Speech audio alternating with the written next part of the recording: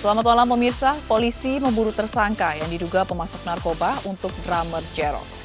Bersama saya Fazila Keronisa, inilah iNews Malam selengkapnya.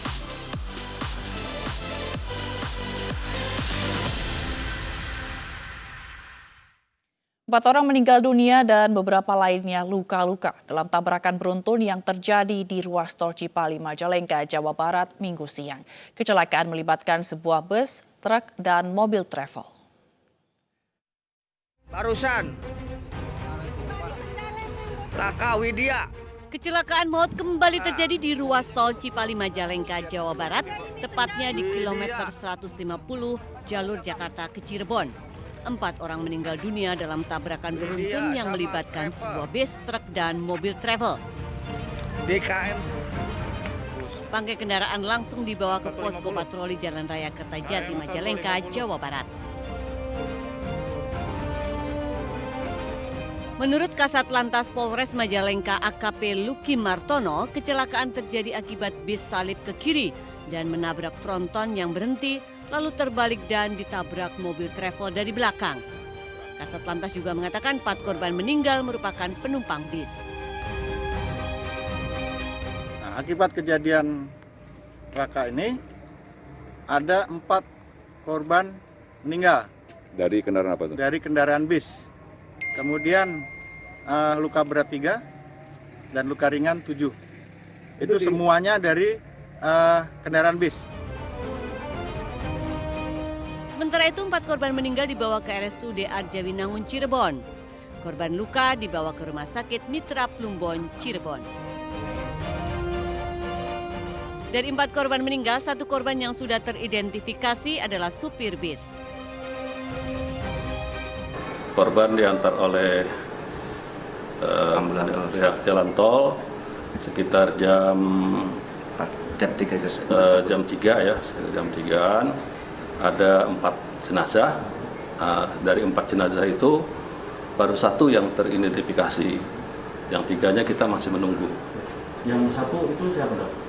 Yang 1 ini teridentifikasi menurut keterangan adalah supirnya dengan inisial J.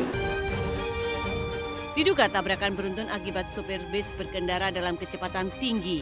Namun polisi masih menyelidiki penyebab pasti kecelakaan. Dari Majalengka dan Cirebon, Muhammad Zain Johadi dan Toy Skandar, iNews melaporkan. Ratusan warga desa Megaluh, Kabupaten Jombang, Jawa Timur menggerebek para penambang pasir ilegal yang meresahkan. Puluhan penambang pasir kabur menghindari penggerebekan warga.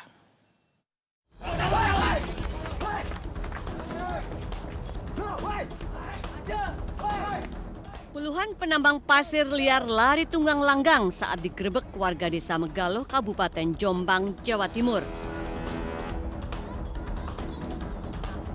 Sejumlah penambang liar berhasil ditangkap warga. Sementara 1 di antaranya pingsan karena tak kuat berlari saat menghindari kejaran warga.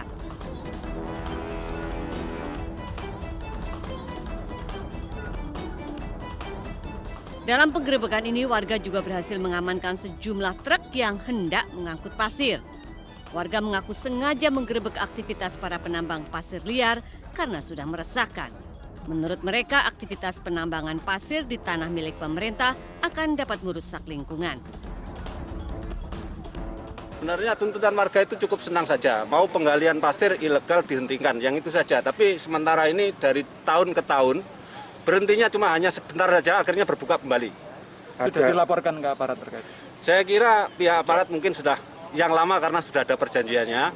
Jadi terpaksa sekarang ini kita warga turun lagi sekali lagi dengan harapan untuk kali ini yang terakhir kalinya. Jadi kalau memang terjadi lagi mungkin warga mungkin bisa jadi mengamuk atau gimana, saya nggak tahu. Warga juga berunjuk rasa di Mapolsek Megaluh menuntut penambangan pasir ilegal di seluruh wilayah Kecamatan Megaluh dihentikan. Jika tidak, warga mengancam akan mengerahkan massa dengan jumlah yang lebih besar. Dari Jombang, Jawa Timur, Mukhtar Bagus, iNews melaporkan.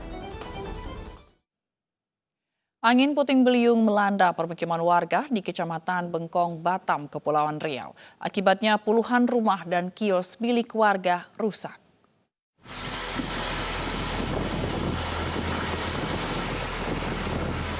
Angin datang dengan tiba-tiba sehingga membuat warga lari ketakutan saat melihat atap rumah dan plafon terlepas dan berterbangan. Sejumlah kios dan barang dagangan di Pasar Bengkong yang terletak dekat laut ini juga hancur berantakan. Seorang warga dan anaknya terluka tertimpa reruntuhan bangunan.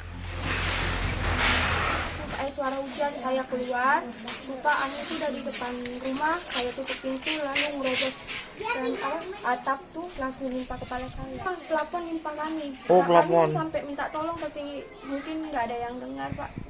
Angin udah lari baru kami keluar. Tidak ada korban jiwa dalam peristiwa ini, namun kerugian ditaksir mencapai puluhan juta rupiah. Dari Batam, Kepulauan Riau, Gusti Yenosa, iNews melaporkan.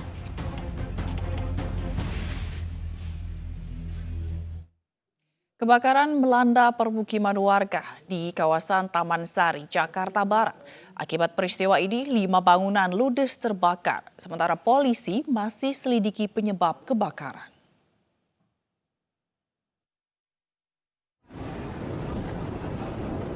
Lima bangunan yang ada di RT 5 RW 1 Taman Sari, Jakarta Barat ludes terbakar.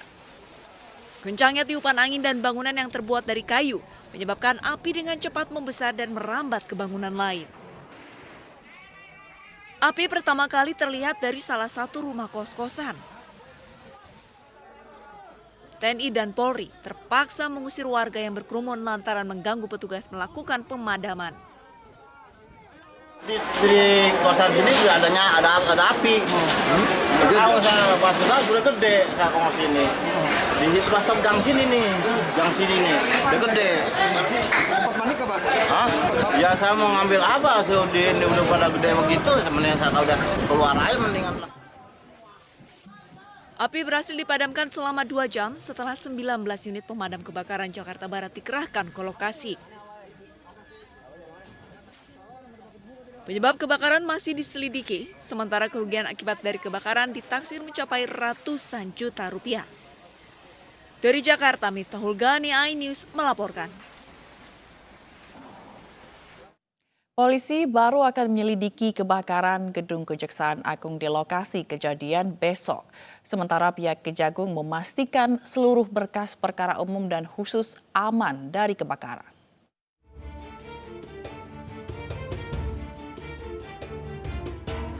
Lalu lintas di depan Gedung Kejaksaan Agung Jakarta telah dibuka usai proses pendinginan gedung utama rampung sore tadi.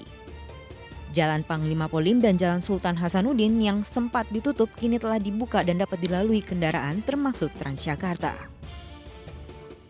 Sementara itu, olah tempat kejadian perkara yang awalnya direncanakan hari ini ditunda besok. Hal ini karena masih ada proses pendinginan bara api yang berpotensi menimbulkan api susulan.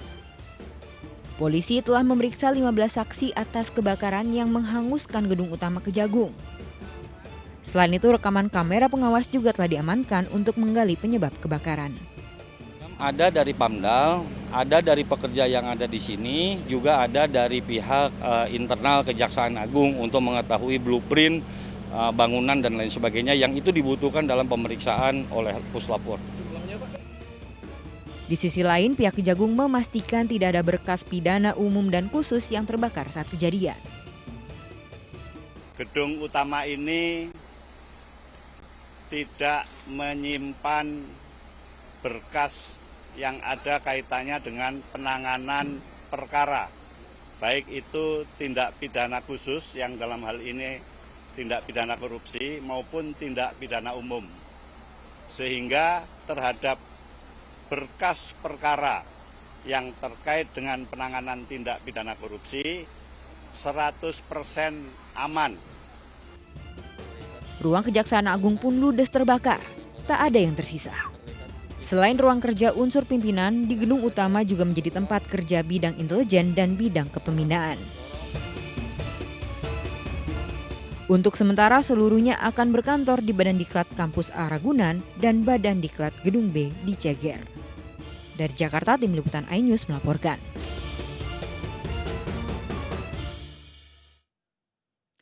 Kebakaran gedung utama Kejaksaan Agung menghanguskan tidak hanya ruang kerja unsur pimpinan, tetapi cagar budaya yang ada di dalamnya.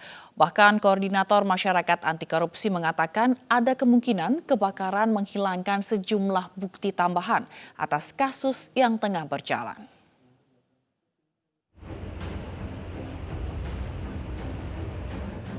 Gedung Kejaksaan Agung Republik Indonesia terbakar pada Sabtu malam pukul 7:10 waktu Indonesia Barat.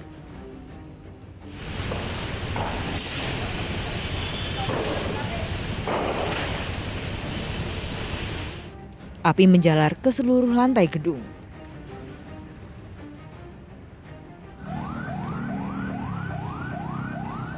Puluhan mobil pemadam kebakaran dikerahkan. Bahkan sejumlah pejabat datang ke lokasi dari Kapolda Metro Jaya, Gubernur dan Wakil Gubernur DKI Jakarta, hingga Jaksa Agung.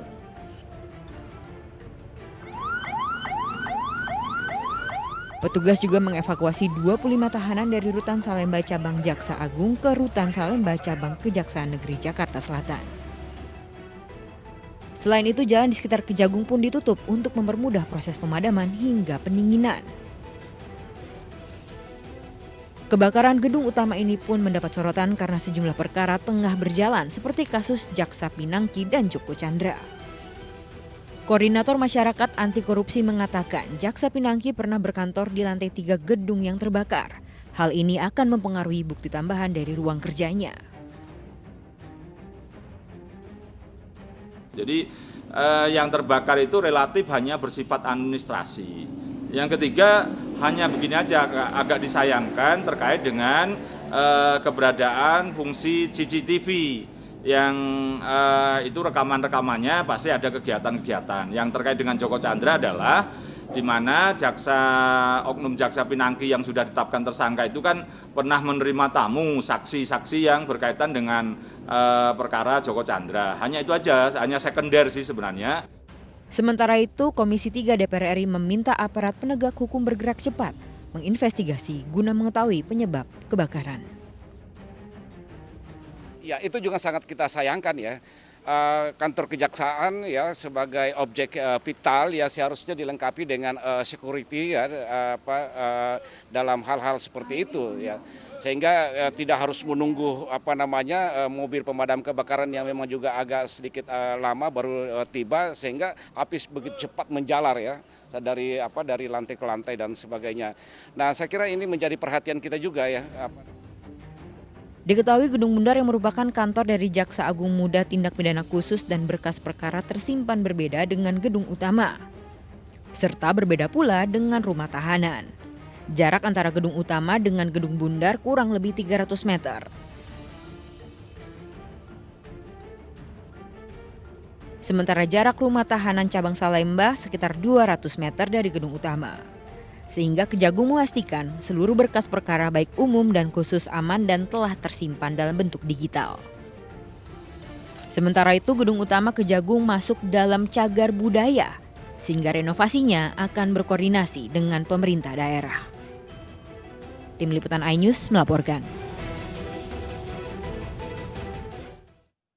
Ruas tol Cikampek pada Minggu malam ramai lancar. Informasi selengkapnya akan hadir usai jeda. Tetaplah bersama kami.